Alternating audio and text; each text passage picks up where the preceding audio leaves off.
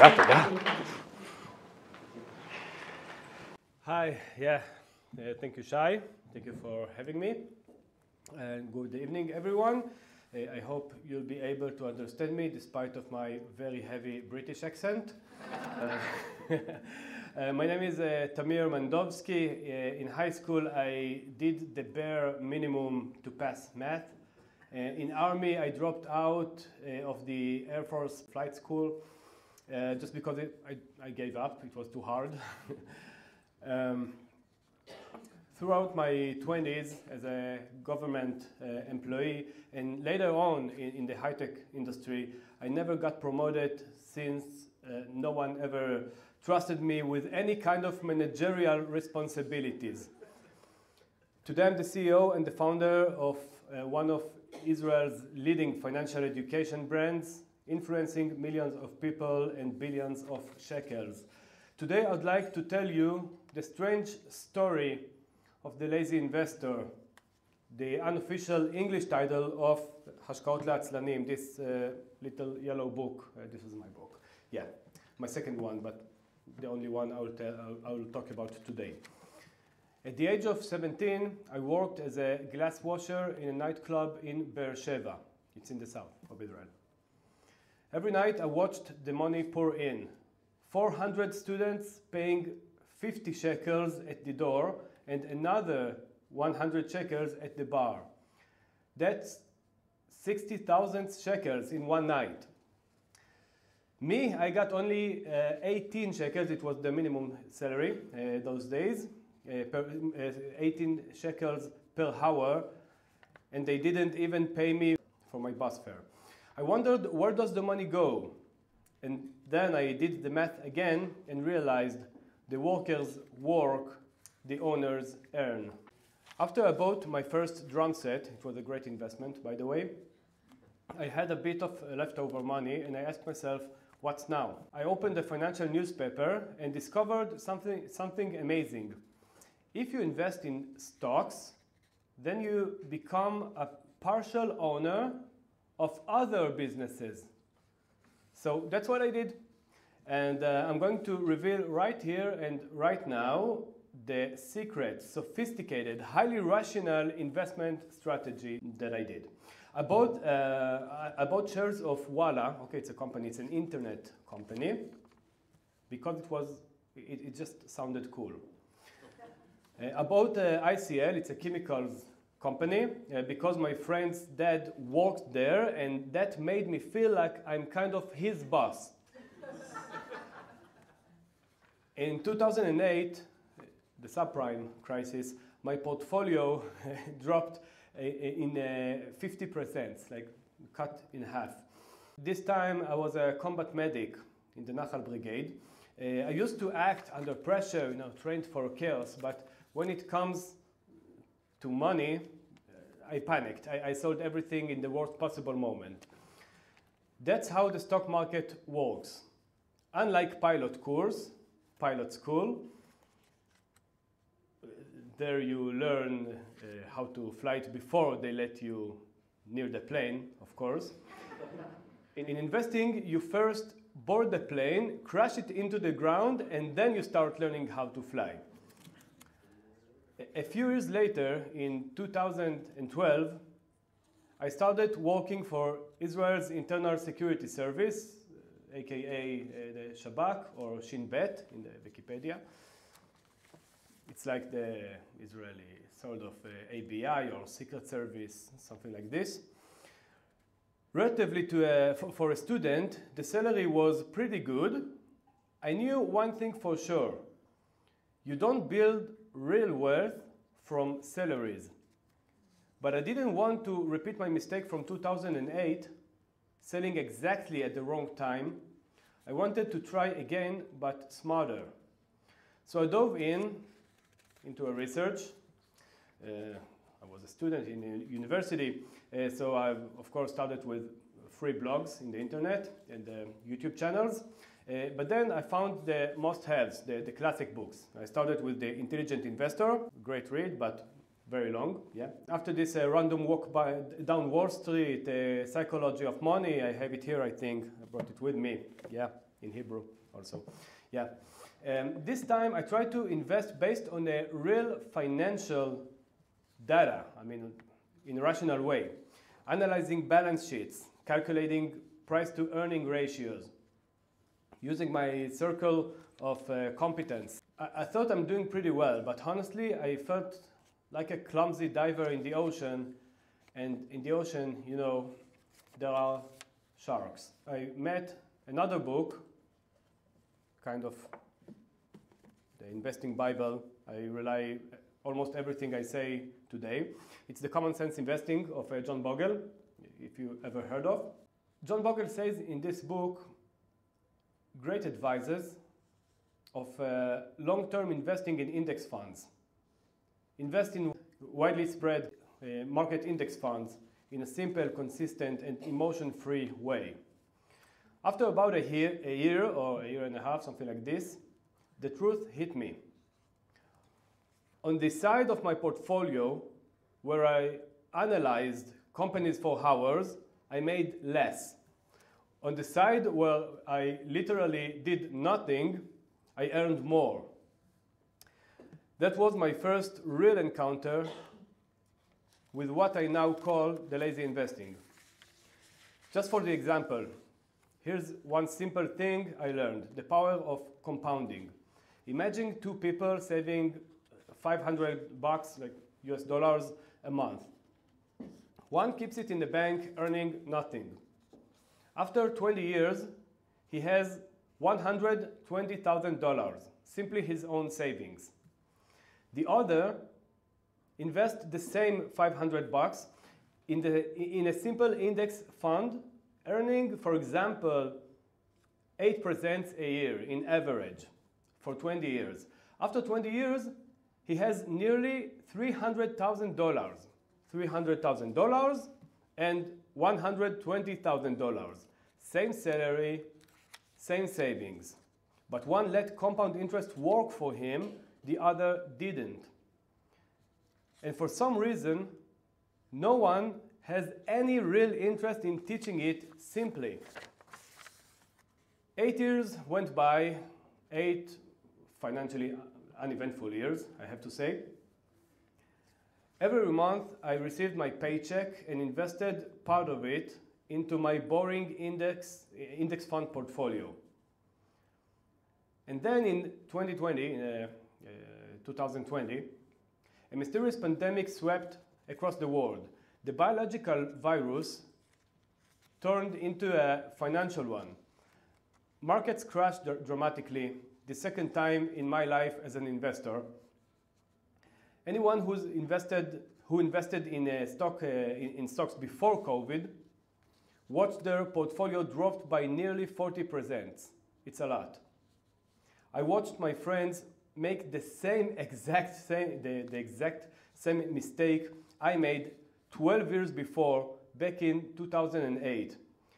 They didn't know it was a mistake. I tried shouting at them, "Don't sell," but fear pulled them by the hair.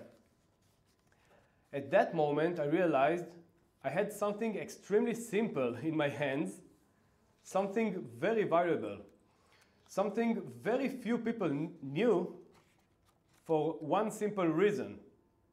There's no financial interest in teaching it. In my reserves military unit's WhatsApp group, people went crazy. Should I buy? Should I sell? Should I buy and then sell? Should I just sit and cry? But through the noise, I told them, let's have a quick Zoom. I'll explain everything.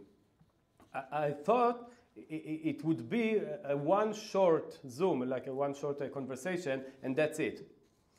But these were smart men in their 40s with families, and they flooded me with questions. That's when I realized I have to write this down. A short, simple guide to teach people how to invest simply and profitably, like the lazy investor. By that point, my own portfolio had grown quite a bit, not millions that would allow me to retire, but enough to feel comfortable leaving my stable job and focusing on this mission I felt called to. When I finished writing, I approached a major book distributor. He flipped through the pages like this and then told me, "This looks like a children's book, man. It's like a coloring book. This isn't like it doesn't look like an investing book. You know what I mean? Go home." And honestly, he was right. At first, I distributed the book like a modern day missionary, metaphorically going door to door. I remember myself begging to my friends to buy it, to read the book that could change their lives. Some agreed. My mother read it. She's a literature teacher, and she told me it was a great book. I should believe myself. I remember myself standing in Tel Aviv Dizengoff Square, selling my book at embarrassing prices just so people would read it. I opened an Instagram account where I helped people for free just to spread the word. And with every small step, I became even more convinced that this idea had to be shared, had to be spread. I asked myself, how else can I spread the message? I looked around and noticed that nowadays, unemployed is just another word for podcaster. So I bought a $70 USB microphone. I sat down and started recording. I ran simple, clear simulations that anyone could understand, screaming through the speakers to every young person in Israel who willing to learn, "Let me teach you the magic of compound interest and your future will be better." My father was also a teacher. He loved enjoying the little thing of life and always set aside part of his salary for education, for the family's future, or just for case of emergency. In the summer of 2022, my father passed away on a quiet Friday night. For the first time in over a year, I stopped everything for a week. I sat Shiva for my father, my lifelong teacher. No walking, no marketing, no writing, just meeting people from the far past. I didn't even turn my computer on, and when the Shiva ended, I was very surprised because I opened my inbox and saw a flood of new books order. I couldn't understand where they came from, those new orders, because I hadn't promoted anything. So I started calling the customers directly, one by one. Every single one of them told me, "Oh yeah, it's just because I'm listening to your podcast, so that's why I decided to buy your book." At this moment, I understood that it's not longer about me. This has become a movement.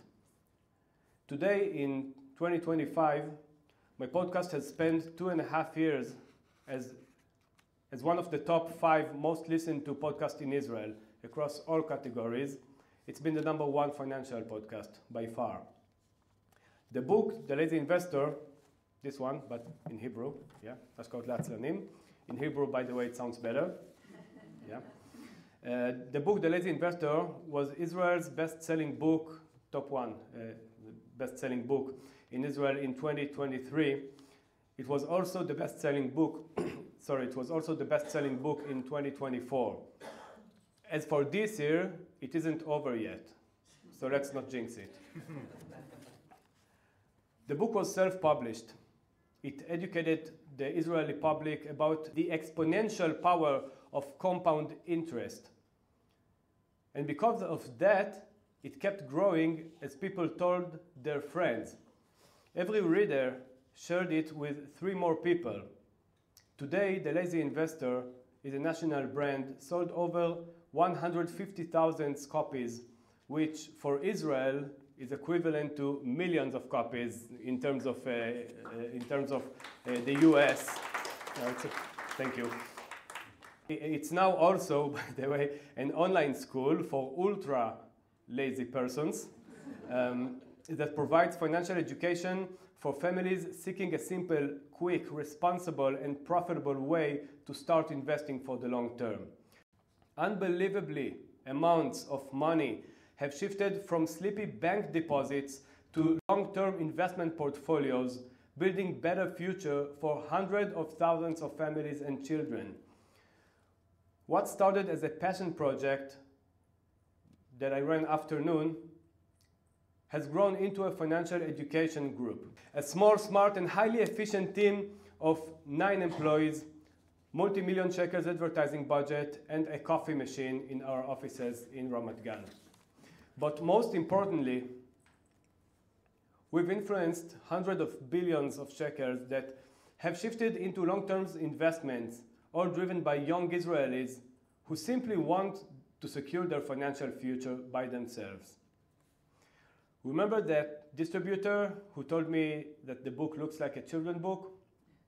The book succeeded precisely because it didn't look like a finance book. People looked at it and said, okay, this I can handle. And they were right. Since the book was published, I've received calls from all over the Israeli financial industry. I've met with the CEO of the Israeli Stock Exchange, the chairman of Israel's Capital Market Authority, and even the Minister of Finance himself, who came to my podcast after reading the book. But the message that touched me the most came from a very different place. After October 7th, I received a letter from a woman, the widow of a SWAT officer who killed in the attacks. She wrote me, "My husband loved your book. He opened an investment portfolio for himself and for his unit friends. Step by step, we were building our family's financial future together, a future that's shattered by the war. Now, I and 6 other widows from the same unit, wives of fallen warriors, are left not only with unbearable grief, but also with a financial vertigo." That's what she wrote me. Fortunately, by that point, I was already surrounded by an amazing team. People who not only master finance, but above all, have a heart so true. We organized a full private financial guidance day for these women. For us, it was not only a mitzvah, a sacred duty, but it was also a painful reminder of how much work still lies ahead. And here's my message to every person who is willing to listen to me. Yes, you can do it. You can do this. In fact, today, you must do it. No matter who you are, what's your gender, what's your religion, where you came from, what you studied or didn't study, you have both the right and the responsibility to take control of your financial future. You can be a hard-working employee and still be the owner of the very companies you serve, whether directly through your job or indirectly through your monthly spendings every month. They say Albert Einstein once called the compound interest the 8th wonder of the world. He who understands it earns it. He who doesn't pays it. And every month, all of us pay compound interest on processing fees, on loan interest, on car payments, Coca-Cola bottles, and insurance policies. And who profits from that? Not the corporations, but their owners. People who quietly buy index funds, month after month, became partial owners of the world's most successful businesses. Choose to be on the earning side. It's easy. That's what allowed me to leave a comfortable job and build a company with a real mission to change the world.